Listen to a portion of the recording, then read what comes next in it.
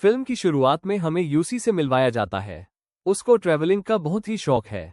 इसका एक बहुत बड़ा शौक है अमेजिंग की जंगलों में जाना। वहां जाने से पहले वो एक टाउन इलाके में पहुंचता है। इस एरिया में बहुत सारे टूरिस्ट कैंपिंग के लिए आते हैं। उस स्थान पर उसे मार्क्स नाम का एक लड़का मिला। वो भी यूसी की तरह ट्रैवलिंग का बहुत बड़ा शौकीन है और इसी वजह से वो दोनों बहुत ही अच्छे दोस्त थोड़े समय में ही बन गए। मार्क्स यूसी को केविन नाम के अपने दूसरे दोस्त से मिलवाता है। केविन एक फोटोग्राफर है। इसी शौक की वजह से जंगलों में आना जाना उसका लगा रहता है। एक तरह का शौक होने के कारण तीनों जल्द ही एक अच्छे दोस्त बन जाते हैं और इनका बहुत अच्छा ग्रुप बन जाता है। ये लोग कई दिन यहाँ कैंपिंग करते हैं और एंजॉय करते हैं।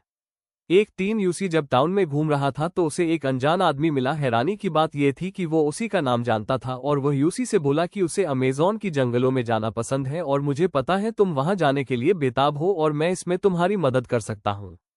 वो उसे एक और शौक की बात ये भी बताता है कि उन जंगलों के बीच में एक इंडियन कबीला है जिनके बारे में कोई नहीं जानता है। ये सब सुन के यूसी बहुत ज्यादा एक्साइटेड हो जाता है क्योंकि उसे जंगली कबीले के लोग से मिलने का बहुत ही ज्यादा शौक था। क्योंकि यूसी का एडवेंचर का बहुत बड़ा शौक था तो बिना सोचे समझे कि कॉल्स उसकी यह मेहरबानी क्यों कर रहा है, क्योंकि वो तो कॉल्स को जानता भी नहीं है, फिर भी उसने कॉल्स के साथ जाने का फैसला कर लिया। और उससे भी बड़ी बात, उसने अपने दोनों दोस्तों को कॉल्स के साथ अमेजन की जंगल में जाने के लिए राजी कर लिया। अगले दिन ये तीनों जाकर दोबारा कॉल से मिलते हैं और कॉल्स इस बार मैप भी लाया था। वो उन्हें ये दिखाते हुए बताता है कि उसे 3 से 4 दिन लग जाएंगे वहां पहुंचने में जहां पर वो ट्राइब्स रहता है। वो लोग सफर एक प्लेन से करने वाले थे।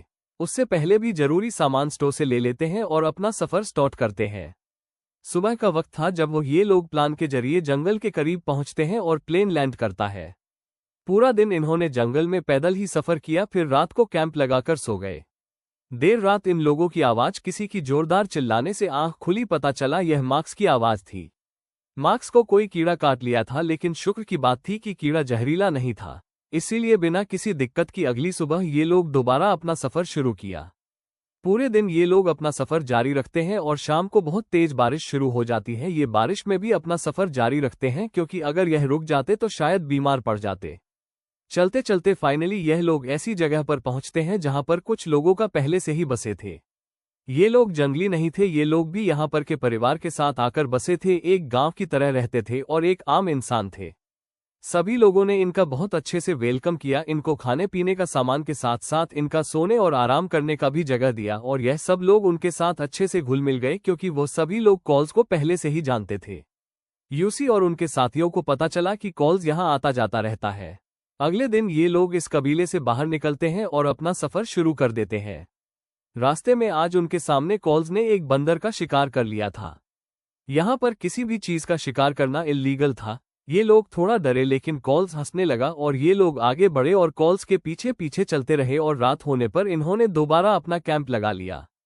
अगली सुबह ये लोग दोबारा अपना सफर शुरू करते हैं, लेकिन चलते चलते मार्क्स को चला नहीं जा रहा था क्योंकि उसको कीड़े ने काटा था। उसके पांव में बहुत ज्यादा दर्द शुरू हुआ और चलने में भी दिक्कत हुई और कॉल्स ने उसके जूते उतार कर देखे तो मार्क्स के पैर बिल्कुल जख्मी हो चुके थे और इन्हें ठीक होने में लगभग 4 दिन लगने वाले थे। और कॉल्स इन्हें सलाह देता है कि हमें 4 दिन तक यहीं पर कैंप लगाकर रहना चाहिए। लेकिन यूसी और केविन दोनों बहुत ही ज्यादा उत्साहित थे जंगली लोगों को देखने के लिए। उसका दूसरा साथी यूसी जो एक फोटोग्राफर था, वो अपने जर्नल में इन सभी के बारे में लिखने के लिए बहुत ज्यादा उत्साहित था। वो थोड़ा भी टाइम वेस्ट नहीं करना चाहता था, इसीलिए ये लोग दूसरा रास्ता अपनाते हैं। वे सलाह देता है कि हम लोग वोट बनाते हैं और नदी के रास्ते चलते हैं। लेकिन कॉल इसके खिलाफ था क्योंकि नदी का रास्ता बहुत ही खतरनाक था, क्योंकि यहाँ पर नदी का बहाव बहुत तेज है। लेकिन यूसी और केविन अपने जीत पर अड़े रहे लोग, जिनकी वजह से इन सबको भी उनकी बात माननी पड़ी और सभी ने मिलकर एक वोट बनाया। अपना सारा सामान उसे वोट पर रखते हैं और अपना सफर नदी के रास्ते शुरू करते हैं। उन सब का कैप्टन कॉल्स था क्योंकि कॉल्स को इस जंगल के बारे में सबसे ज्यादा जानकारी थी। कुछ देर तक इनका सफर बहुत अच्छा था, लेकिन थोड़ी देर में ही नदी का बहाव बहुत तेज हो गया जिससे तेज लहरों ने उनका बैलेंस बिगड़ गया और वह इधर उधर तकलागने लगे। तब कॉल्स बोला कि हमें अपना वोट एक साइड लगा लेना चाहिए, लेकिन केविन जाता था कि हमें इस नदी के बहाव के थ्रू ही चलना चाहिए। लेकिन क्योंकि उसे यहाँ के खतरों के बारे में कोई जानकारी नहीं थी तो इसी कारण कॉल्स और केविन के बीच बहस हो जाती है। फिर उन दोनों को शांत करता है और नाव को एक साइड लगाकर उन्होंने अपना कैंप लगा लिया।